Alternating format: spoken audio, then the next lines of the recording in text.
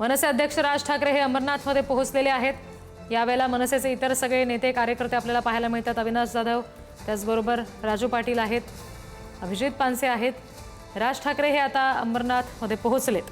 अमरनाथ कल्याण असा दौरा आहे राज ठाकरेंचा। पदाधिकाऱ्यांसोबत आढावा बैठक राज ठाकरे घेणार आहेत। त्याचबरोबर विद्यार्थी सेनेचे एक कार्यालय या ठिकाणी उभारलं गेलेलं आहे, ज्याचं लोकार्पण आज राज ठाकरेंच्या हस्ते होणार आहे।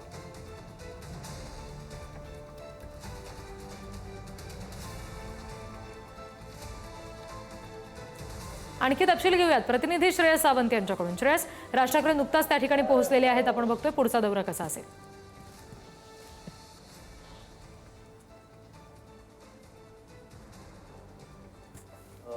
थेट ते एका हॉटेलमध्ये आता प्रमुख पदाधिकाऱ्यांसोबत ते बातचीत करणार आहेत। त्यांची प्रमुख पदाधिकाऱ्यांसोबतची बैठक आता पार पडेल आणि त्याच्यानंतर ते इथून निघून ते थेट जिकडे त्यांची पदाधिकाऱ्यांची बैठक आहे तिथे जाणार आहेत। मात्र आता जे प्रमुख पदाधिकारी आहेत, मग त्याच्यात आपले मनसे नेते राजू पाटील आले, त्याच्यात अभिजित पानसे आले, अविनाश जाधव आले, ते सगळीच मंडळींसोबतची पहिली बैठक असेल। आजची रणनीती असेल तरी काय, आज कुठे कुठे काय काय गोष्टी ते सगळ्याचा एक आढावा मनसे अध्यक्ष राज ठाकरे आज घेतील होती आणि त्याच्यानंतर पुढच्या त्यांच्या दौऱ्याला संपूर्ण सुरुवात होईल।